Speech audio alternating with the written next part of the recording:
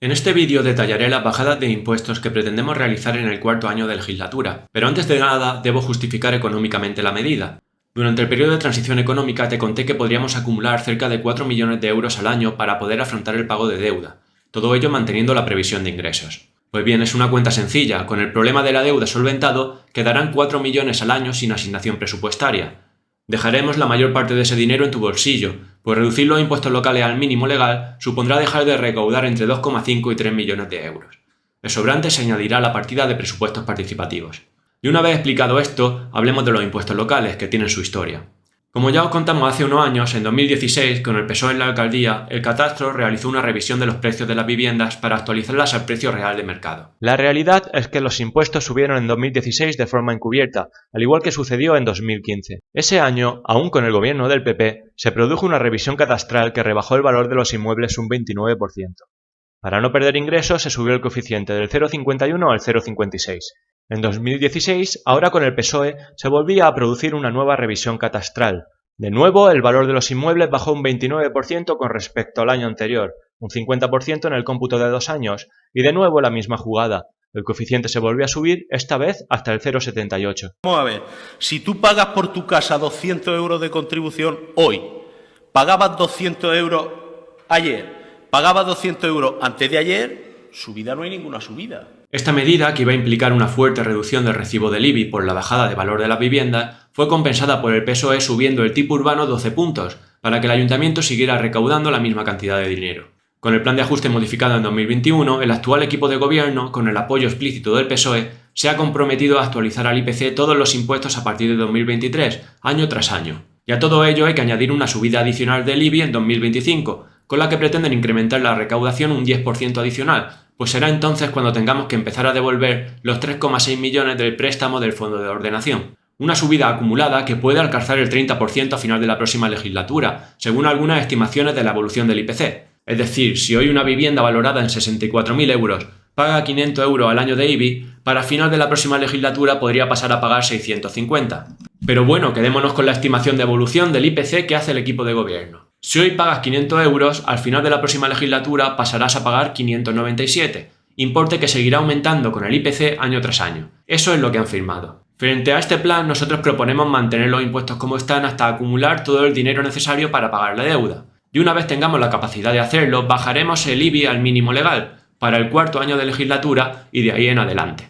Bajaremos el tipo de gravamen al mínimo, un 0,4 para el IBI urbano y un 0,3 para el rústico, la mitad del actual. Esto implica que reduciremos a la mitad los recibos actuales, lo que para este caso particular supondría un ahorro de más de 500 euros durante la próxima legislatura y de más de 2.500 respecto al periodo estipulado en el plan de ajuste. Un plan de ajuste que no solo compromete subidas anuales en el IBI, también en el impuesto de circulación de vehículos, vinculada de igual modo a la evolución del IPC. Nosotros bajaremos este impuesto al mínimo legal, lo que supone una reducción cercana al 50%. Una familia con esa vivienda en propiedad y 2 vehículos pequeñitos pagará 400 euros menos cada año una vez que bajemos los impuestos. Porque las decisiones políticas tienen un precio, que pagas tú, te interese la política o no. Nosotros defendemos reducir ese precio al mínimo, dejar ese dinero en tu bolsillo. Porque tener una vivienda y desplazarse en coche no es un lujo, es una necesidad. También bajaremos el impuesto de actividades económicas al mínimo legal. El IAE es un impuesto que pagan las empresas que facturan más de 1 millón de euros al año y por el que el ayuntamiento presupuesta recaudar 300.000 euros por ejercicio.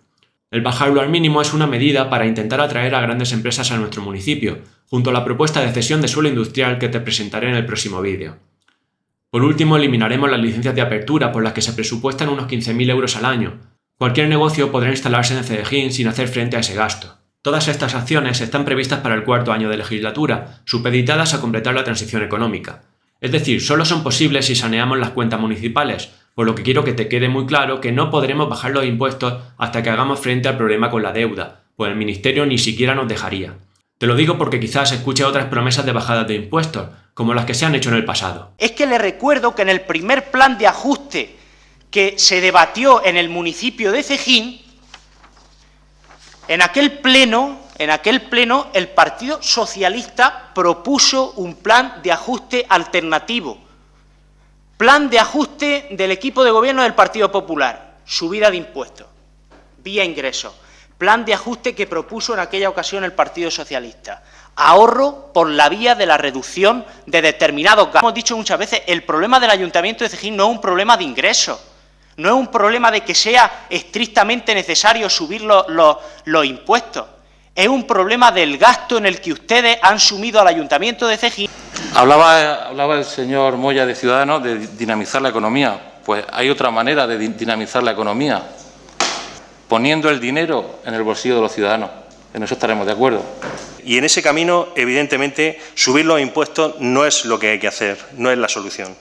Y deben tener claro que nuestros vecinos lo que quieren es que ustedes empiecen a solucionar problemas con medidas de control de gasto y no con subida de impuestos. Estos tres partidos te hablaron de bajada de impuestos que sabían que no iban a cumplir, y lo hicieron a la vez que prometían millones en inversiones y te contaban que con ellos todo sería próspero, moderno y el mejor lugar para vivir.